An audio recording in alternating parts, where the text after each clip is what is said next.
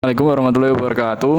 Sebelumnya perkenalkan, nama saya Ahmad Rois Dimyati, NIM 22220151420. Pada kali ini saya akan menjelaskan tentang uji regresi berganda pada mata kuliah Statistika Pendidikan yang diampu oleh Ibu Cahya Amalia Jusna MPD.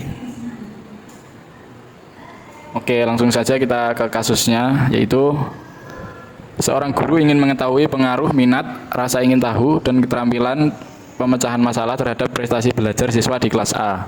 Maka guru tersebut menghimpun sampel data minat atau X1, rasa ingin tahu, X2, dan keterampilan pemecahan masalah, X3, serta prestasi belajar, yaitu Y, dengan perolehan nilai sebagai berikut. Nah, ini yang dipertanyakan ada 3, yaitu yang pertama, apakah data minat, rasa ingin tahu, serta keterampilan pemecahan masalah dan prestasi belajar berdistribusi normal. Dan yang kedua, apakah minat, rasa ingin tahu, keterampilan pemecahan masalah dan prestasi belajar memiliki hubungan yang linier. Dan yang terakhir, apakah terdapat pengaruh yang signifikan antara minat, rasa ingin tahu, keterampilan pemecahan masalah, serta secara simultan terhadap prestasi belajar di kelas A. Nah, oke, kali ini kita akan membahas terlebih dahulu yang A, yaitu apakah data-data tersebut berdistribusi normal. Yang pertama yaitu kita menentukan hipotesis ujinya. Untuk hipotesis ujinya yaitu H0 data berdistribusi normal, HA data tidak berdistribusi normal. Kemudian taraf signifikansinya alfa 0,05 atau 5%. Statistik ujinya, jika nilai signifikansi kurang dari alfa atau lebih kecil daripada alfa, maka H0 ditolak. Dan jika nilai signifikansi lebih besar dari alfa, maka H0 diterima. Nah, untuk mencari output SPSS-nya, kita langsung saja pergi ke SPSS. Nah, langsung saja kita pergi ke variable view. Kebetulan ini datanya sudah saya input. Teman-teman bisa lihat ini. Untuk kolom yang pertama kita isi X1. X1 itu untuk menandai. Nah, pada label ini diisi minat. Untuk X2 itu rasa ingin tahu, dan X3 itu keterampilan, serta Y yaitu prestasi belajar. Nah, ini data kita input semua seperti ini. Kolom pertama X1, X2, X3, dan Y.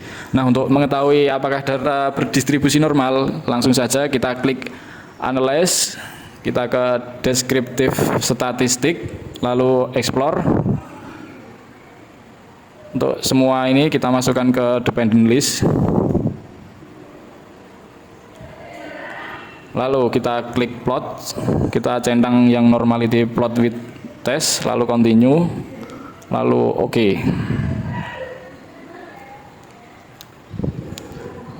Nah, ini outputnya sudah keluar. Setelah keluar outputnya, kita copy, lalu kita tempel di sini.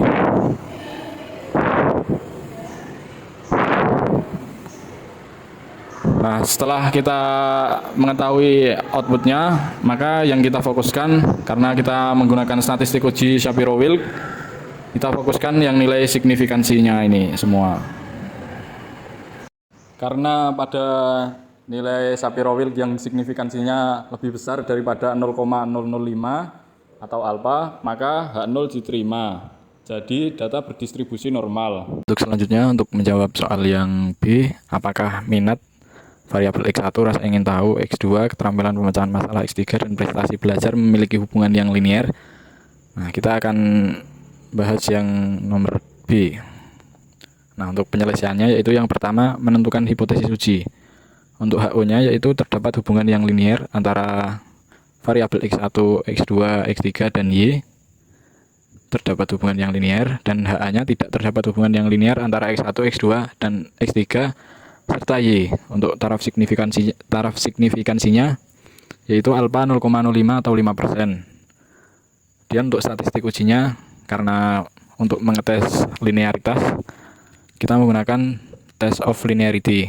Kemudian untuk yang kriteria ujinya, tolak HO jika nilai signifikansinya lebih kecil daripada alfa, dan terima HO jika nilai signifikansinya lebih besar daripada alfa. Nah, untuk mengetahui output SPSS-nya, kita pergi ke aplikasi SPSS. Nah, ini datanya seperti yang test of normality, masih sama. Untuk langkah-langkahnya yaitu kita klik analyze, kita pilih compare mean, lalu yang mean. Untuk prestasi kita masukkan ke layer one of one. Untuk yang minat, rasa ingin tahu, serta keterampilan kita masukkan ke dependent list. Kemudian kita klik option. Untuk yang test of linearity ini kita centang saja dan continue, lalu OK. Nah, ini akan keluar outputnya. Nanti kita memakai yang ANOVA table. Nah, kemudian ketika sudah keluar outputnya, kita salin ke sini yang ANOVA table tadi. Nah, yang kita perhatikan yaitu pada tabel signifikansinya pada kolom deviation from linearity. Nah, ini untuk yang minat 0,608 dan yang rasa ingin tahu 0,645 dan yang keterampilan itu 0,766. Berdasarkan output SPSS tersebut dapat didapatkan nilai signifikansi seperti tadi, yang artinya lebih besar dari taraf signifikansi, yaitu 0,05. Jadi H0 diterima. Nah, kemudian dapat disimpulkan berdasarkan hasil analisis di atas, terdapat hubungan yang linier antara minat atau X1, rasa ingin tahu atau X2, keterampilan pemecahan masalah X3, dan prestasi belajar. Untuk kemudian kita menyelesaikan soal yang C, yaitu apakah terdapat pengaruh yang signifikan antara minat, rasa ingin tahu, keterampilan pemecahan masalah secara simultan terhadap prestasi belajar di kelas A. Nah, kita langsung saja ke penyelesaiannya. Nah, untuk yang pertama yaitu kita menentukan hipotesis ujinya. Untuk HO-nya yaitu tidak ada pengaruh yang signifikan antara minat atau X1, rasa ingin tahu, atau X2, keterampilan pemecahan masalah, atau X3 secara simultan terhadap prestasi belajar di kelas A.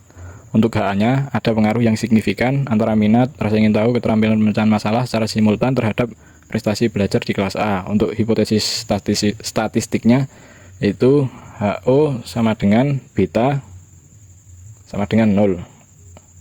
Untuk yang HA yaitu beta tidak sama dengan 0.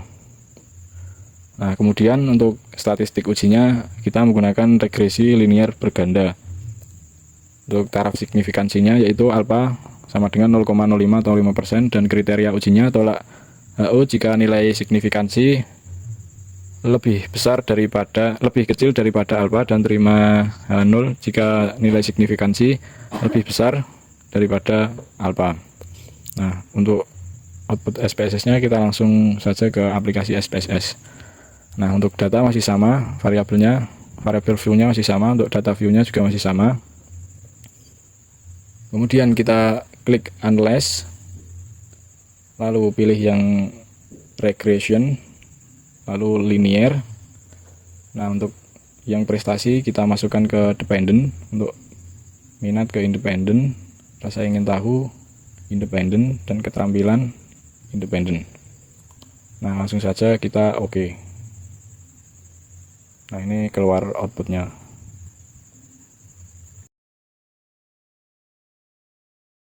Outputnya nanti output yang digunakan yaitu 3 output ini, model summary, ANOVA, sama output coefficient. Langsung saja kita salin ke tadi. Nah, untuk output model summary ini untuk menentukan hubungan antara variabel tersebut dapat diketahui melalui output model summary. Berdasarkan output model summary diperoleh informasi sebagai berikut. Nilai R yaitu 0,843, ini nilai R 0,843. Nah, artinya tingkat hubungannya kuat. Dan untuk kemudian untuk nilai R square-nya, ini itu 0,711. Artinya pengaruh minat dan rasa ingin tahu terhadap prestasi belajar sebesar 71,1%, dan 28,9%-nya dipengaruhi oleh faktor lain. Nah, untuk kemudian output yang berikutnya yaitu output model ANOVA. Nah, ini digunakan untuk menganalisis HO dan HA apakah diterima atau tidak. Nah, ada tidaknya pengaruh dapat diketahui melalui output model ANOVA. Berdasarkan output model ANOVA diperoleh informasi sebagai berikut. Untuk nilai signifikansinya yaitu ini 0,003, artinya lebih kecil dari taraf signifikansi yaitu 0,05, maka HO ditolak dan HA diterima. Nah, untuk yang output yang terakhir yaitu output koefisien. Nah, adapun persamaan regresinya dapat diketahui melalui output ini.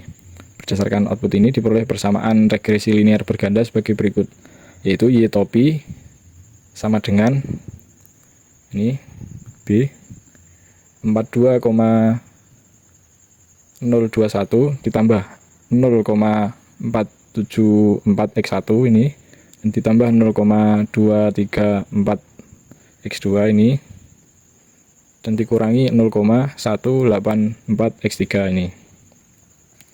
Nah, dari output tersebut dapat disimpulkan bahwa terdapat pengaruh yang signifikan antara minat dan rasa ingin tahu secara simultan, artinya secara keseluruhan, bukan satu persatu, terhadap prestasi belajar. Hal tersebut diperkuat oleh tingkat hubungan ketiga variabel tersebut yang kuat dan besar kontribusi pengaruh minat dan rasa ingin tahu terhadap prestasi belajar, yaitu 71,1% dan 28,9%-nya dipengaruhi oleh faktor lain.